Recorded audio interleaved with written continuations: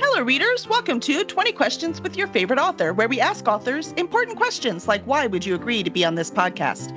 I'm Kelly Lynn Colby, Editorial Director at Cursed Dragon Ship Publishing. Our guest this week is C.J. Peterson, writer, podcaster, blogger, and publisher.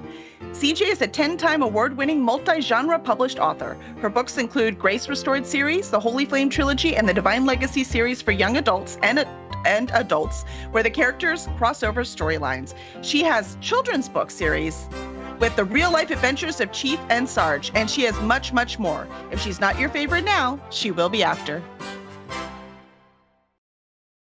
Yay, welcome, CJ. Welcome to the podcast. Hi, thank you for having me.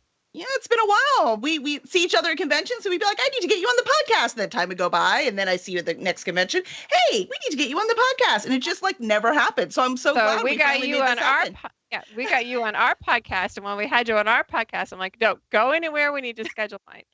You had me nailed down with calendar in hand. Yeah. She goes, yeah, we need to have you on mine. It's okay. What day? I just pulled it up. We're doing it right now. What day? Right now. What do you got? I love it. Well, you certainly understand my crazy life because you live one as well. You wear just as many hats as I do, and I don't meet many people who do. So I'm wondering, which hat did you put on first? Author. Author first. Yep, that makes sense. How important do you think it is to diversify your career like this? Definitely important, because an author is kind of like, it's not even really your bread and butter. You do not become an author to make money. Right. The rest of the stuff is what brings in the money. Mm-hmm. So I do the writing for the love, though. It's always been my first love. You know, I get paid for making stuff up. It's great. Right? I know. Like, you can't get any better than that. And I'm a sci-fi geek, so, you know, I get to combine I tell people it's Christian fiction, but it's not your mama's Christian fiction, because I'm a sci-fi geek. So, yeah. So it's going to bleed in there, and, you know, you never know what you're going to find when you open one of the books. So. I love that. And my mom taught me not to lie. Yeah. But then she's like, when's the next book coming out? I'm like, but Mom. That's a lie. Well, see, my thing is like, I have OCD and ADD. So it's like. How do those two things combine? It actually works. It's always worked for me. It's like my mind is always going in 20 different directions. It's like, you know, 20 windows are up, and somewhere the music is playing, and somewhere I'm getting roasted for something else. Who knows? But it allows me to remember in my brain that she was blonde to begin with, and she needs to be blonde at the end of the story. So it's just how it works. Usually writers are either planners or pantsers, and I'm a pantser. A pantser sits down and writes by the seat of the pants. That's how I do it. The planners give me hives. So. I shall give you hives. Probably, yes. Yes. The worst one I have, I love her dearly. Jane Amaro is one of my good author friends. Mm-hmm. She literally has Post-it notes that are color-coded. And I'm like, I can feel the hives starting. Like, no. Okay, I'm not that organized. I have learned, and it's one of my things I like to say, is that I've never had a first draft, an outline that survived the first draft. Right? You know, you start writing and suddenly the outline's like, whoop! I don't even go that far. I get like the main character, and I get like usually the storyline, usually from some song that triggers it. If you read the books and you know songs well enough, you'll be able to tell what song triggered which book. Oh, and funny. It's just like it triggers the scene, and I got to get to that scene. That's literally the only thing that's planned. And the characters come in. Some I'm like, okay, well, I'll just bring them in for a little bit. And like, no, honey, I'm here, and I'm staying here, and you're not going to kill me. We're staying in this one. I'm like, okay, fine. You know. Fine. But I'm in charge. I'm like, I can make it a glorious death. I'm like, no, honey, I'm here. Leave me in his story. I'm staying. Okay, fine. You cannot take me out until I say it's time. Well, think about all these hats. Let's start with writing first. Like you said, it came first anyways. So how long did it take you to write your first book? Write or publish? Let's say write. I wrote the Grace Restored series, which is 5 books, wrote and published all within a year. I wrote the Sands of Time trilogy, which is kind of what I say is like Stranger Things minus the Mind Flayer stuff meets X-Men. And so that one, I wrote all 3 books within about 1 or 2 months. But then, of course, you have to go through all the processes. Chain Reaction was probably my hardest. It's a time travel book that I just launched. And that's because they went back in time. So I actually had to do research. So I'm like, okay, I guess I got to do this because we had to go down to 1813, 1922, 1987. And it's like, gratefully, I lived 1980s. So I'm an 80s kid. So you're like, this one I got. I have to research that one. I got that part. I got that. That's right. But yeah, that's probably like, I like to try to challenge myself though. It's like, how out of the box can I get, but still stay within this realm? Well, that kind of stuff it's perfect. You have to do the research because it'll be like, wait, when were zippers invented again? Like, it's just the little things, you know? Bobby pins. Oh, I didn't think of those, right? Bobby pins. Yeah, no, it's like, okay, was that there? You know, were there Bibles in the drawers from the Gideons in 1920s? Yes, there was. Okay, yeah, like, when did that happen? Yeah. When did Bonnie and Clyde happen? Oh, wait, that's 1930s. I can't do that yet. That's right. It's like, too many things, man. Too many things. Sliced bread was done, but not, not bobby pins yet. So nice. At least not in 1813. It's so funny, but that's it. Like, it's not the big. They're all worried about world events. It's like, no, it's the little things. The little things are the stuff that mess you up. So I remember it's the details. It's the details. And anyone who likes like time travel and historical fiction and stuff, if you mess those details up, somebody's going to know and they get mad. They do. Yeah, really I don't even know if I blame them. Dude, it's fiction. Come on. Well, and what I did with 1813, it was the Battle of Put-in Bay. And I tell people it's like a reverse butterfly effect. They're purposely trying to change their family line. But in the initial part of the storyline, their relative killed Oliver Hazard Perry prior to the Battle of Put-in Bay. Therefore, the Americans lost it. So when they got their relative to change their mind, it actually changed the course of the American Revolution, or the Battle of 1812 at the Battle of Lake Erie, which is how it was supposed to originally play out. So it's like there was a lot that I had to pull out of there specific to the Battle of Put-in Bay. Yeah, that makes sense. If you're going to change that specific event, you kind of need to know what That's the only one I did it with because I'm like, I'm not doing this again. Like, no. But, and then I got to have fun in the speakeasies of 1920s and yeah. And of course the 80s. Being an 80s kid, I was like, oh, I got to do the 80s. It's got to be in there. Like I must revisit. It's the fun part. Well, let's see. I have 3 of your series are connected via the Angel Network. Can you tell us a bit about that? The Team Angel series is where where the spiritual realm crosses into the physical. So we have dark, there's light, there's angels, there's demons. The underlying group is Team Angel, which stands for Available to Nurture God's Eternal Love. They get their assignments from Michael the Archangel, who ships them out in the world to help people. And so the Strength from Within has part of the characters from that. It's a standalone. And then the Grace Restored series, they're in there. They're also in the Holy Flame trilogy. Those 3 things are going on at the same time. Then there's a 20-year jump into the Divine Legacy series where the kids from that first set of books takes over the Divine Legacy series. So imagine like 20-something college-age kids taking over this huge Divine Legacy where they got to go around the world and help people. And actually listen and follow rules. It gets fun. Sounds a little terrifying. Yeah, well, I said that there's an international incident angel style that happens in there that gets kind of interesting. Thanks. When I think about people protecting me and my kids are, young 20s right now, and I'm like, I can't. Sorry, I'm not seeing it. Yet they're the soldiers, right? So maybe I should just see it, and that is just the way it is. Well, the cool thing is each of them have like a different spiritual gift. So like some can actually sense the other side. Some, there's different little gifts that they have, and so that helps them. But I bring in a lot of unique characters. Like Corey is like the ultimate hacker, and she's blind. Yeah, so I bring in like different characters to just kind of like toss and see, what. There's one that's from New Orleans. There's one from Texas. There's different elements that add to it, and it gets kind of fun. And then of course, Calliope from mythology comes into play, and so do sirens, and it gets all sorts of interesting. How fun! So it's not just angels and demons. You have like all this Greek mythology stuff coming in there too. Oh, that's cool. There's creatures from the underworld. I mean, there's like literal battles in at least 2 out of those books, where it's the dark side versus the angels, and it gets interesting. Oh, cool. The Sands of Time trilogy, the one you talked about with the teens with special abilities. I write about humans with abilities as well. Actually, I think we talked about that kind of out on your podcast when we were on there. Why do you think that this kind of character is so popular? Why do we cling to those? Because we all kind of want to have, like I tell people, if I ever had a choice of what gift, it would be telekinesis because I'm lazy as heck. So, just give me telekinesis that way because I'm always running around. And when I finally sit down and think, oh, no, I forgot this. Just, telekinesis, bring it over here. Just come here. Bring it over. We're good.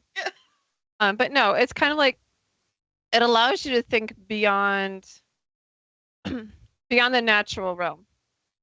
For example, empaths. There are, like, I can feel a lot of emotions if I walk into a room. A lot of times I will walk back out of the room. That's why a lot of times I'm not a fan of people.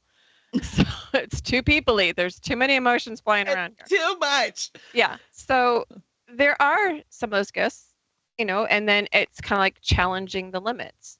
On this particular storyline, Professor Noah Roth is trying to trigger this gene that triggers the abilities, and he's doing it under the guise of a fertility clinic.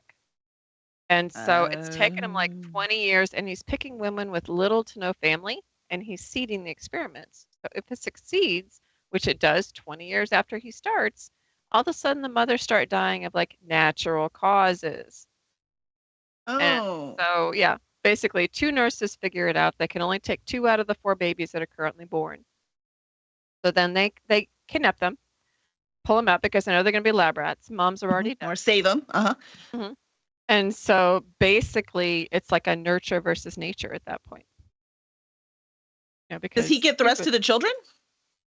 He has the rest of them, yeah. But so then when the teens start figuring out, basically they reach the appointed time, which is book 1. He sends the 2 strongest to get those 2 because he's watched them this whole time. He's basically made it part of the experiment. And so then they realize that, oh my gosh, it's not just us 4. There's a bunch in Maine. There's a bunch in Wyoming, and then there's a bunch in Oregon. So they got to go save their siblings. There's literally one for every letter of the alphabet. Oh, that's fun. Yeah. And talk about OCD. I mean, that doctor was OCD too. I think that's what they Oh, yeah. He's like, I will have 26. But think about it. Think about it. He has 20-some children that all have gifts, which makes him the most powerful man in the world. And he has, quote unquote, created them. So he thinks he's a god. Yeah. And he's untouchable because he's killed all of these women and no one's arrested him. So. And he's built this army now. Yep. So it gets kind of interesting. Oh, I love it. I love it. I love it. Like it's a race against time to see who's going to win. I tell people things start blowing up in a point in time. They start exploding and race against time, and they pretty much go nuclear and out of time. So in the 80s, great. Nice job, CJ. Well, the 80s thing was in chain reaction, the time. Oh, okay. I got you. Yeah. No, I should send him through time. Oh, that could be cool. Yes, this is why I love talking to other authors. It could be a really cool sending them through time could be interesting. You're like, and here we go. This shall be fun. So we talked about like a couple of your series, and you have many more, by the way. So everyone interested, she has a lot of books. But also, just as a palate cleanser, let's talk about the adventures of Chief and Sarge, because all this other stuff is like serious, world-ending, good and bad. And then we have, Chief and Sarge, which are lighthearted adventures, stuffed animal, wonderful people. Where did this come from? Where did you decide to go this route? Well, I tell people I'm a big people book author. Chief and Sarge are little people book authors. So that's how I kind of distinguish the 2 of them. I collect monkeys. There are literally 30 to 40, maybe even upwards of 50 monkeys around the house. I collect them. Our banister, we call this is my office. We call it the tree house. There's a banister that has, actually, I think there's about 20 on the banister itself because we go to different places and I get a monkey. Well, we had gone to California. And my husband's a retired Navy senior chief who worked with the Marines 20 of his 24 and a half years. So we were on Pendleton in California. And they had this little monkey with a little USMC kerchief. And I'm just like, I cannot not walk away from him. He's adorable. He is coming home with me. And he's got the USMC. I can't leave him. I'm like, just be happy I'm not getting 2 of them. I need at least get 1. So as we were doing it, we were like in traffic, and I was making him do funny things, and he was the naughty little monkey. And I took pictures on Facebook, and everybody absolutely loved him. We even went to the Grand Canyon. He had a ball, and it started to kind of pick up a little bit. And I'm like, well, he kind of needs a brother to balance him out. And so we got a koala. Trevor's friend he's actually passed now, but he was born in Australia, and he was going to Australia, and he's like, I could get you a koala. He goes, but just order one online. It's cheaper. I'm like, okay, cool. So we got a koala. And he's Chief. So the USMC monkey is Sarge for the Marines. And Chief is representative of Trevor's Navy Senior Chief, which is what his rank was when he went out of the Navy. And so you have Chief and Sarge. And just like the counterpoints, Monkey gets into all sorts of naughty places, but his big brother Chief has like the laid back kind of sort of thing, trying to keep Chief out of trouble, but usually ends up getting into it with him. So we did things like the USS Kidd down in Baton Rouge.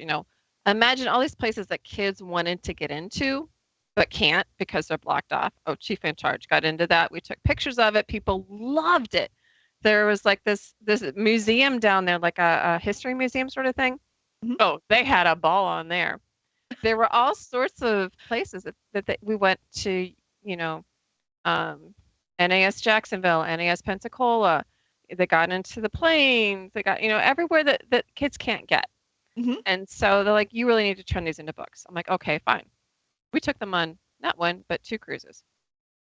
And so that's where the first one came from. And if you look in the book, there are actually some people who were on the cruise with us whose pictures are in the book. Oh, that's awesome. But there's a safety feature in both of them. Oh, and cool. Then there's also fun facts in the back. So fun facts about cruise ships in the first one and cruising. And then in the second one, it's a day in the races, a lesson in friendship. And we took them to, I don't know if you know who the Memphis Street Outlaws are, drag racing. They're from Discovery. But we took them because JJ the boss and his crew were here in Lufkin. And we took them to the racetrack. And we were literally on the track. Like we were sitting on the concrete. They were passing by, rubber coming up on us. But of course, we had to have our safety glasses and headphones, which there are pictures of. And there are pictures. The racers ate it up. They took pictures with all the racers. I mean, it was just awesome. There are people in it. So a lot of the pictures in here are people. We couldn't do the likeness of the racers or their cars. So my cartoon. They do have sponsors. Yeah, there's probably rules. Yeah. But they are on the website, their webpage. Chief and Sarge have their own webpage. So the real pictures are up there. And that's the cool thing is that they can see the real thing on their social medias or on their webpage. And then they got the cartoon version. It's so much fun. Do you have something planned next? Where are you going next? Grand Canyon. Oh, yay! And it's a lesson in differences. Because they have a ranger program, too, that kids can do. That might be fun to talk about that ranger program. I did not know that. Yes, yeah, I would definitely look into it. It's really cool. Like even when kids do it and stuff, they get a badge and everything. So interesting. That might be a cool thing to put in there as well. Well, the one I'm trying to target is like differences. So like Chief and Sarge are animals. Right. And this mom and the son's like, Mommy, why are these guys, aren't they supposed to be in a zoo? And she goes, yeah, they're smelly animals. Just leave them alone. And it's like Chief and Sarge are like, dude, we go to school. What's your issue? And yet there's this other family and they're like, fascinated with them like normal people are. And so she wants to meet them and they get along and they have a great rest of the day. But for that little time, Chief and Sarge are like, we're different, but why, what's the deal? Why is the mom being mean too? Isn't she supposed to be an adult? Well, adults can be just as mean as kids can. Oh, kids get it from somewhere. And so it kind of the subjects that I try to pick are ones that allow parents to have a good conversation with their kid. So it's an adventure with a lesson. That's the best kind. I love it. Exactly. I love it. Yeah, Friday says that Cassie and probably Sophia have both read Chief and Sarge. So cool. You're getting around, man. They've heard of them. They've got it, man. They've got it. Awesome. Well, they're adorable little guys. How can you not? Right. Yeah, I finally got somewhere I can sell them at book shows and actually online as well. They can get their little Chief and Sarges, their little baby Chief and Sarges with their own little kerchiefs. And they come with like actually adoption certificates. Oh, that's so cool. They got it from there's adoption stories and in each story where they got adopted from the Little Lamb Orphanage. And Mark English, who is one of the characters from Team Angel, is the one that's running the orphanage.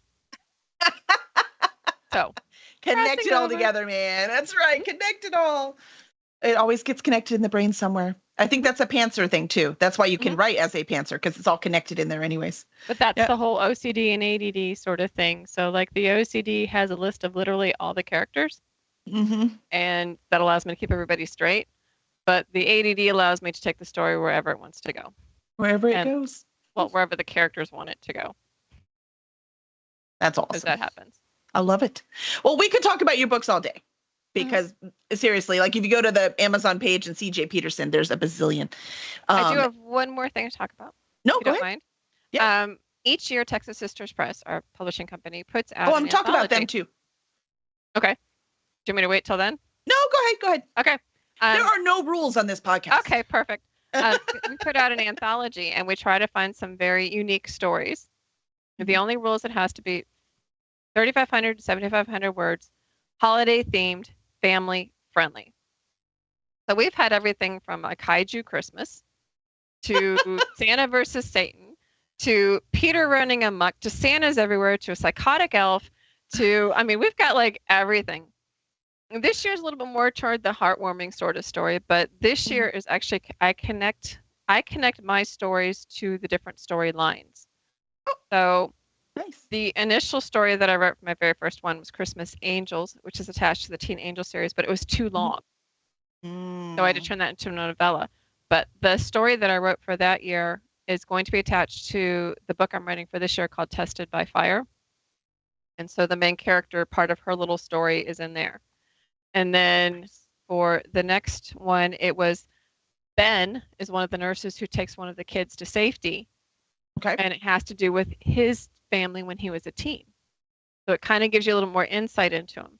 This year, I published Chain Reaction. So this story is they go back all the way to 1650 Ireland. And it kind of puts a twist to it. It's called The Christmas That Almost Wasn't. It has to do with like Cromwell was outlawing Christmas and that sort of stuff. So again, lots of. Well, there was a lot of drunken debauchery. Okay, Cromwell wasn't just he wasn't, but Christmas. Irish, we just want to have fun. I'm Irish, and we just want to have fun. I'm telling you right now, it's all good. But anyway, that is actually launching on. Let me verify that date. We have 11 authors. It's going to be 11 authors on November 3rd at 6 p.m. Central Time. And each author brings a special prize. So it's a great way to kick off your holiday because you've got 11 authors, each bringing in these huge prizes. And then there's this one huge, gigantic family pack that somebody can win as the grand prize. But you get to have tons and tons of fun. Anthologies are great gifts for those people you're not quite sure what to get them. Anthologies are great for that. Yeah. So a Christmas theme one is very convenient. I love it. Yeah, and it allows you to kind of get like a business card, sort of, so to speak, from the author because you get kind of a taste in it. So for this one, you get a taste of the 1650 Ireland, and for more adventures in the end, I say check out Chain Reaction. So it allows them to feed back into what you've got and your writing style. I love it. I love it. You don't know what to read? Pick up an anthology. You'll probably find your next favorite author. Definitely. Yep. I love it. I love it. So since we went to the publishing, let's talk about that. So Texas Sisters Press. Yes. It started about the same time. You got it right. Yay! Most people are like Two Sisters Press or Texas. I'm just like, dude, it's Texas Sisters Press. You're like, it's not that hard, people. No, it's not. But you started about the same time we did.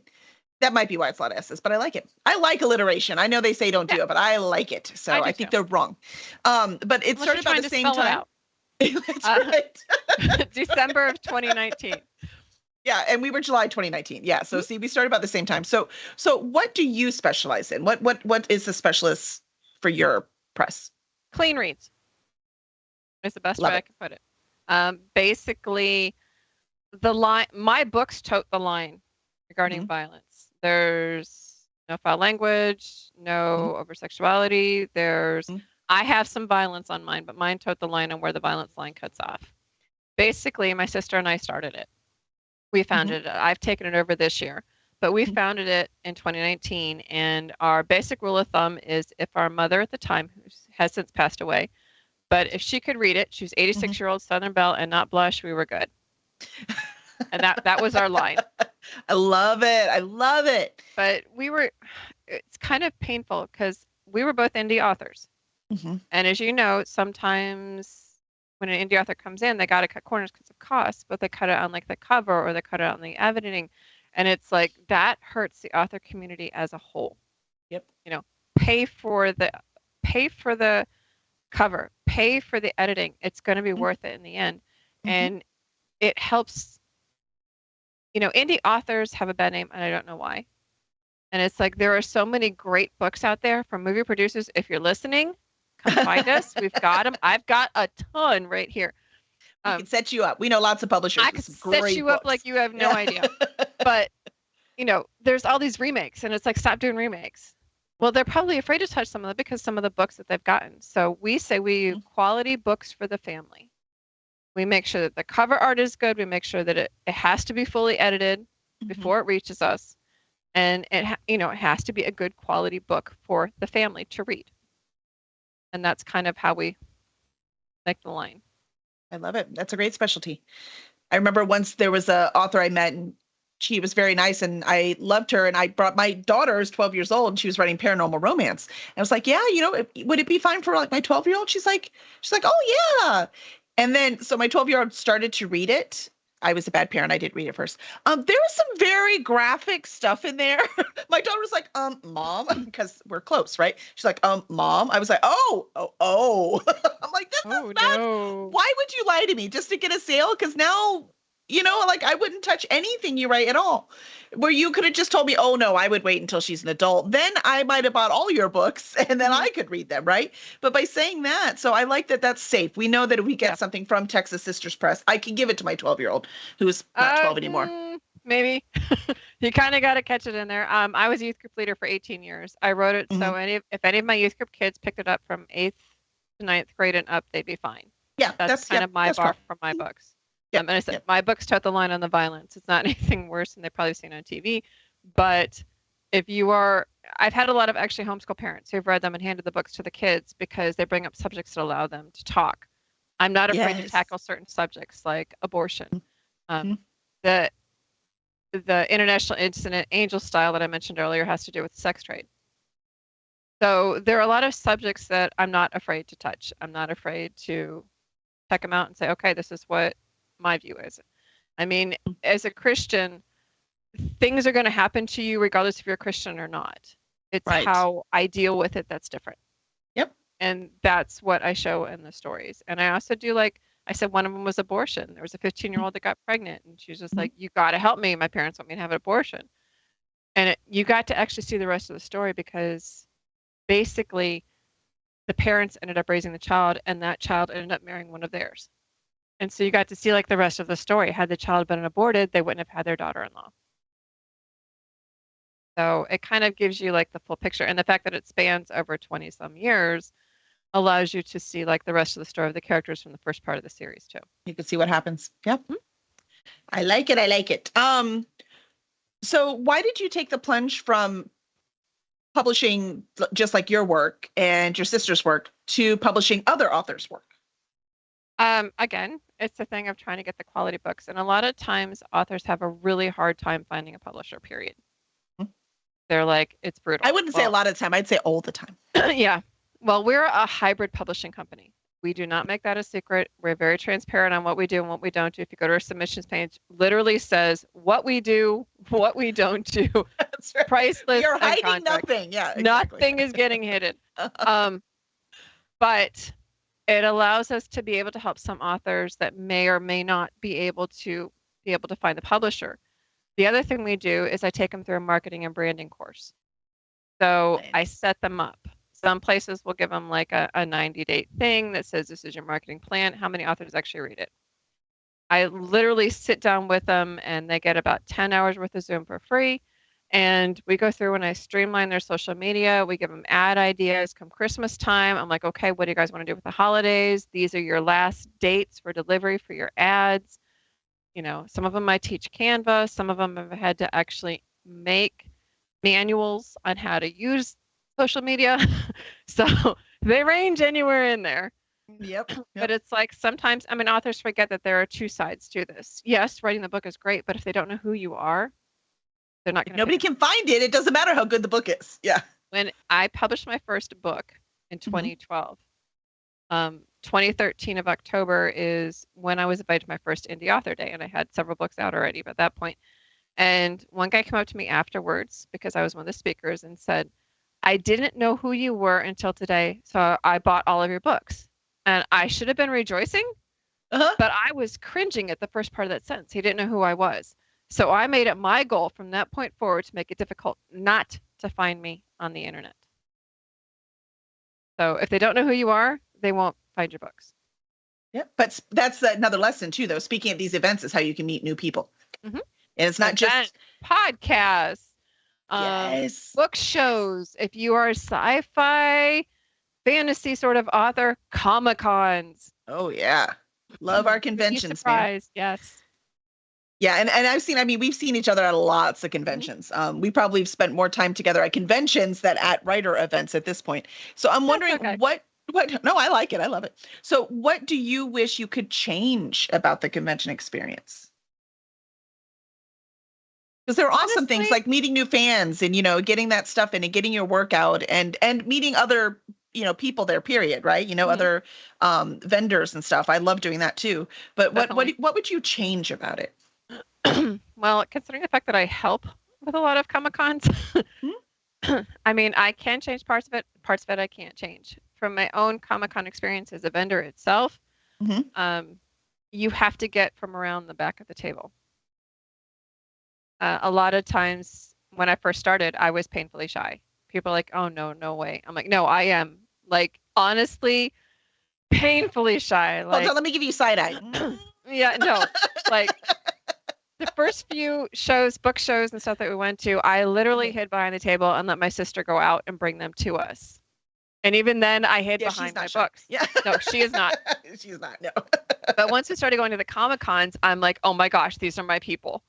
And so I had no problem going on the other side of that table. And then it was a matter of us arm wrestling on who was going to be behind the table and who was going to have to stay and who was going to get to go around. And so it's like, sometimes I won more because I do the cosplay with the Star Trek Pathfinder, but, more times than it's the more you get involved and the more people see you and know that you're not a one-hit wonder and just finding you in this one thing, but they keep seeing you. They're like, okay, well, this person actually does like Comic-Cons. She's just not here to sell books. And it's like, no, I'm a geek. I own it. I have also a fan. Yes, I have told you. I have pictures out there of Sean Astin, Michael Shanks, Tim Russ, Patricia Tallman, Kevin Sorbo. I got them. Yep. And you've got Star Trek TOS right behind you, man. Yep. The old stuff right there. Yep, that's an original poster. No, I got it. Yep. I'm a sci-fi geek and I own that stuff. And so for me, I love the energy of a Comic-Con. A lot of the book shows I used to do were kind of like low on energy, but the Comic-Cons are like so high on energy. Yes, I wish we could have that same excitement at a book show. It's just like, come in here, get your adventure on, but it's like, come on, you're picking up a new adventure. Smile. Let's face it. At one point, you're not happy, go to get a Happy Meal and get happy, and then come back to me and talk. Well, the best part of writer conventions is BarCon. So, you just got to make it to BarCon. Then you have that energy. See, that's the fun part. Yes, so we love or doing those like wine and chocolate book show sort of things, and you will sell like that. They're gonna think you're Rembrandt. It's Rembrandt authors. It's all good. Well, it's like you said, so many of us are introverts, right? So you kind of, you go to BarCon and then you can open up just a little bit. You just need a little liquid courage. It's all good. At least I do. I don't anymore, though. That's the thing, is I've gotten between that and doing like the podcasts, I've like gotten out of my show. There are still some things like of people, like sometimes I'll meet some of his military buddies. Mm-hmm. And I'm a people watcher. I've always been a people watcher. I was an Army brat growing up, and I always watched people. And it's like, I got to get a feel for you before I figure out if we're good to go. Like you and I were ADD. We were like clicking right off the bat. I'm like, yeah, we're good. I got her. We're good. Yeah. I got her. We're good. So it's, I understand her. And so when you can find somebody that you click, which the Comic-Con people, I totally click with because they're my people. They're my family. Same. They're the Comic-Con family. And so when you do that, you cannot help but have the energy. Yep, that is true. It's very true. Let's see. We talked about all of these hats you wear and the podcasting a bit, and the publishing and the writing and all of these things that you do. Do you like have any time to relax? Like, do you have any hobbies on the side or? Well, we run a farm, which is an apiary, which is bees. So honey, we have hives all over the farm, and we're starting. We still need to get a bunch of honey from you because Zepha owes me a batch of mead. So gotcha. We're working on the orchard. So a couple of them are just a couple years into it, but we've got 3 pears, 3 apples, 3 peach, 2 avocado, lemon, lime.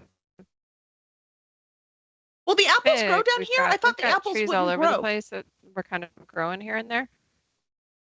So, I thought apples wouldn't grow down here. They're happy. They're doing fine. Yeah, they're fine. I was told they wouldn't grow down here. I'm very sad now. I don't know where they told you that because you can get nectarine down here too. Well, yeah, oranges. You can make oranges grow, but not. Yeah. Yeah, we also have like pecan and walnut trees. We have a willow tree. We have. That's really cool. So, are you gonna are you picking them to can them to sell them just for personal? Or are you gonna have people come out where they can pick their own? Like, what's the plan? They're not allowed on the property. There you go. See, that's what you're like. No, mine. I'll see you at Comic-Con. This is my. Well, when we first moved here in 2019, we went to a Jeff Dunham show.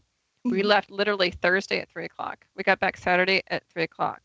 Both of our pear trees, over 400 pears, were stripped, but 2 pears literally hanging on branches. So no one's allowed on this property. Like I painted not just the trees around the edge. I painted them like 10 to 20 feet in.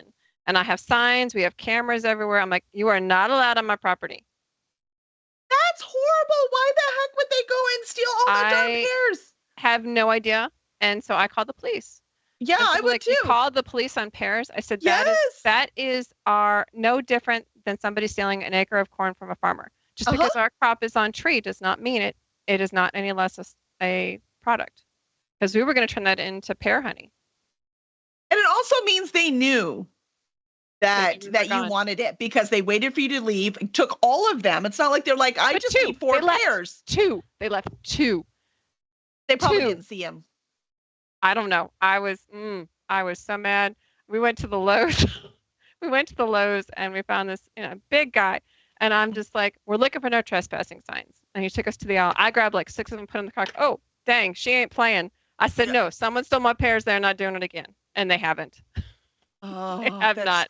Crazy. Oh, I was livid. I mean, even if you thought, they must not want it, their tree's full, wouldn't you have at least asked? You know what I mean? Like, I don't. I'm like, you can have 1 barrel, you can have 1 basket full. You know what I mean? But that's blowing my mind. Oh, we've got our neighbors so scared. My poor husband put out like some canvas chairs that kind of needed some sewing sort of stuff. They could have fixed it for free. They sat there for over a week. It might be a trap. We're not doing it. Finally, one of the neighbors goes, "What are those chairs there for?" He goes, "For free. You can take them." He goes, "Really? I can actually just take them, please." Oh my gosh, that's madness. Oh, I would have been. Look, I'm really mad for you right now. So. Oh, I was not a happy camper. And the funny thing is this year we finally got it so the squirrels didn't take them either. Now those you can't fight with. Sorry, they win. Yeah. And we put like these silver bowls on the trees. The pears are actually real size pears. When they took them, they were like this. Oh. So I'm like, they're lost. They had these little itty bitty pears, and they could have waited till they were a big, juicy Bartlett pear. So I'm like, dude, you're on your own. So, yeah. Oh, that's awesome. I love pears. I'm the only one in my family who'll eat them, though. We'll go around and I'll just pick it and we'll walk around on the grounds. I like them. I like awesome. them. I'm not David Tennant. I know you said you like Doctor Who, so you surely know. Doctor Who. Don't let me do anything stupid like eat a pear. I always remember that line. I actually have David Tennant's autograph out there. And Me too. Downstairs, if you've seen him when I do the con hour, David Tennant's Build-A-Bear is behind me. My daughter got me that. Jessica got me David Tennant's autograph, so I'm like stoked. Yes, I have it. Well, actually, I don't think I have his autograph. We took a picture with him. Yeah, my mom did it, so I do not have the Build-A-Bear. He even has a little screwdriver. It's great, and he has a little Converse tennis shoes. It's awesome. Oh, I adore him, but I adore him too much. That's why I don't have his autograph, because I couldn't talk to him. I like you do too. That was celebrities too, right? That was me with Sean Astin. If you've ever had like your top 10, Sean Astin is my number 1. Well, David Tennant was like a holy grail. Yeah, exactly. So was Tim Russ. Like, there's no way I even thought that was possible. That's like William Shatner type stuff, Yeah, I couldn't. Patrick Stewart. And so, but I was like, Sean Astin. Okay, first of all, Sean Astin's my number 1. Will Wheaton's my number 2. Michael Shanks is my number 3, who I have out there as well. You have good lists. You have good lists. But I waited 50 years to meet him. He's literally a year older than me. Will Wheaton is the same age I am. So literally grew up with them on the different movies that they did. And so it's just like my 50th birthday in June, we went to Dallas Fan Days and I got to meet Sean Astin. Now, if you recall, I broke my ankle and sprained an ankle both in May, and I went and saw him in June. So I told him, I said, look, I braved 3 hours. It took us 3 hours to get to Dallas. And let me tell you, there are some stories for Dallas now, but I can't probably tell them on here. But I braved 3 hours. We're not kid friendly. It don't matter. Okay. Tell you a story in just a second then. 3 hours, a sprained ankle, a broken ankle, and 50 years to meet you. And he started chuckling as he's signing it, because my husband was allowed to video him signing it, but I could not be in it, because otherwise that's like a picture. And so he's like, so basically you've already been to Mordor and we are back in the Shire drinking ale. And I'm like, yeah, perfect. And he was awesome. And all the ones that I have met so far have been awesome. And it's like, if you can meet your top 5 and they'd be great. Like Kevin Sorbo was on number 5, and I was able to help when I worked Comic Conroe. He was there, and I was basically working with the guests as well as the auditors and vendors that year. And it was just like, he was a really cool guy. So when you can actually meet them and they're really cool and they're not divas, it's just like an awesome experience all the way around. And so it was very humbling, but it was like the 50th birthday present like ever. It's like the best one. This is it. It can't be topped. So my number 1 on my 50th birthday month, and I'm just like done. Like we did it. So the Dallas thing. Okay, we were on the way to the Comic-Con. Okay, you said this is not kid friendly, right? It's not. We're safe. It's good. Okay. So we were on the way to the Comic-Con. There was this guy kind of like under the bridge as we were going under it, and he was like completely, except for a hat on his head. Nothing. Oh wow. Yeah. Well, I mean, he was hot. He was running in and out of traffic, and I'm just like, dude, okay, I can't unsee that. Number 1. Number 2, why? Why would you do this?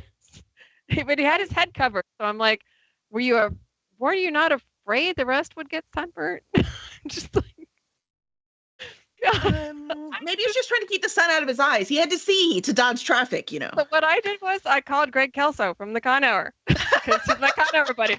Greg, I'm coming down here doing this con for the Con Hour, and guess what I saw? I told him, he goes, I cannot believe you just told me that. You're like, I want hazard pay. I demand it. He's like, do not send pictures. I said, honey, I did not take pictures. I'm not take any. That's right. Trying to forget that and block it. I just needed somebody else to share in this trauma with me besides my husband. It was very traumatic. It was, oh my gosh. But the stuff you see is like, seriously, we do not like Dallas. Sorry, Dallas people, but no. We live in the country. We have more bees than cars. That's our life. We're the country life. We're the country mice. We'll take the bees. Any Awesome. Well, you've gone through all the really hard questions. Now we have the actual important questions. Oh, wait. We talked a little bit about the podcast. So really quick, I have 2 podcasts, the Con Hour, everything Comic-Con related, my Comic-Con peeps, The Con Hour. We are on every Tuesday, 11 o'clock in the morning, Central Time. And that's you, Greg, and Amy? And Lizzie. And Lizzie. I was like, I'm missing Lizzie someone. Hedgehog. Okay. And then Ellie Arachi pops in there once in a while. Okay. And so we do everything Comic-Con related. They go to cons, like this weekend they're going to New Wave Expo, and they do pictures, videos. We interview people. We interviewed Kevin Sorbo, DC Glenn. We've had Stephanie Naldoni. We've had Steve Andrino, our buddy Steve. He's awesome. Stephanie is sweet. And so it's like you get John Grimion. We've had a lot of actors, voice actors, musicians. We had the Iron Maidens, which is like the cover band for female version of the Iron Maiden. And awesome. We've had like a lot of different people come on, and so they're great. We do those like throughout the week, and you get to find out what those are. Like we go to Texas Run Fest. We went last year. We're planning on going to Culture Christmas again this year for Texas Run Fest. And so we cover different events, and we get to do and see a lot of things. We also have Book World: The Great Escape, which is the one we had you on. Yes, my co-host, author Michael Scott Clifton, who's going to be on next week, by the way. Awesome. See, I told you we nailed you down. We had you on there. We nailed you that day. We're like, okay, schedule it now. We talk to different authors. We do topics. It's very topic related. So like a lot of times the authors that come on talk about the genre that they write and how it differs from other genres and gives you tips and tricks. And it's kind of like going to an author panel every Wednesday at 1. Love it. So it's fun. Blog. And that's also live. So it was cool. So there were people on so we could, they could ask questions and stuff. Definitely. That was fun. Yeah. I have 2 blogs. I have The Journey to Fruitfulness, which is basically taking our farm from ground zero to a fully functioning, self-sustaining farm. I share our joys, our successes, our failures, our epic flat on our face mistakes, things that happen, how we remedied them, and do like a life application lesson in them. The other thing we have is the Shelf Life blog. I work with Lone Star Literary Life, and I also do my own where I interview different authors. You're on there. We do like different authors. I do book reviews. I do book promos. Like I have one coming out tomorrow morning, as a matter of fact. So there's lots of things. I'm also a cosplayer. We do Star Trek Pathfinder if you go on Facebook. It's at ST Pathfinder. I am the chief of security, CJ Peterson. And my husband is Dr. Dallas, because he was a Navy senior chief. He was also a corpsman, so he's got the medical. So we're in the officers, and it's like there's a captain, there's a second, there's, lots of different things. But basically they do like with a green screen behind us, and they put you on a ship. So we call them like live action storyboards is how I term them. The captain terms them as memisodes. So you get to kind of like go through an actual storyline. It's pretty cool. He does an awesome job with it. So, that's fun. Anyway, and then we have the farm. And then we have our animals. So that's my extra life. I love it. I love it. Like I said, I don't often meet someone as busy as I am, but you definitely, you're on there. You get that's okay. It's fun. I enjoy it. I love it. I'm never going to, regret that I did lots of things in my life. You know what I mean? Yeah, for real. And nobody's on their deathbed going, darn it, I wish I hadn't done all that stuff. I mean, the author in me likes to kind of meet people. The empath in me is kind of like, people, really? But you meet different people and you kind of, great story ideas come from different people. So you just need the balance. That's all. Exactly. A little bit of balance. Balance is good. Balance is good. I love it. All right. Here's our really tough questions. You ready? Okay. Here we go. Lightning round. We're going to go through them quick.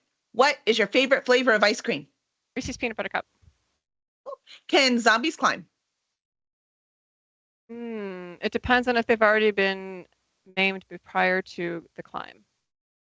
Okay. Fair. Steak on the grill or cast iron? Oh, grill. Hands down. What is your favorite fast food restaurant? Oh, okay. See, that's a little bit of a fast food feast. Lightning round, CJ. Okay. Fries from Burger King, sandwiches from Chick-fil-A. Okay. The curly or the Oreo cookie shake from Jack in the Box, and of course the Happy Meal with the nuggets. There you go. McDonald's. All right. Oh, your favorite meals. I like it. KFC's bowl. Oh yeah, with the gravy. Yeah, it's like a fast food feast, kind of. I like it. Coffee or tea? Either. I hate the taste of coffee. It tastes like dirt. I'm a bean-free caffeine person. Hate tea, but I actually have not had caffeine for quite a while because I've gone without caffeine. So this is me off of caffeine. Yeah, I can't. Take that, what you will. I don't know how you do anything with ADHD without the caffeine, man. I couldn't concentrate for 5.5 seconds. I told my daughter, I said, Kelly is like somebody put Red Bull in her coffee. That's like her permanently. That's actually a very apt description. I'm going to have to add that to my bio. There you go. I love it. And just make sure to quote me in there. That's right. That's right. According to CJ, and she's right. I like it. Where can fans find you and your work? Okay, really easy peasy. CJPetersonwrites.com. That's CJPetersonwrites.com. For the most part, across almost all social medias, you can find me as at authoress, AUTHORESS _CJ, except for on Facebook because somebody took it. So just to pull the underscore out. Otherwise, it's at authoress _CJ. YouTube is /CJ Peterson. Everything else, you go to my website, they're literally all there. I mean, I've got like all the icons, and below it, I even have some where they didn't have the icons for them. So I'm everywhere. I love it. So now that CJ is your new favorite author, please make sure to review her work. You can also review us wherever it is you get your podcast. You can follow us on Twitch, twitch.tv/CurseDragonship, or subscribe on YouTube, cursedragonship.com/YouTube. And we'll see you next week, 8 p.m. Central on Twitch with Mike Scott Clifton.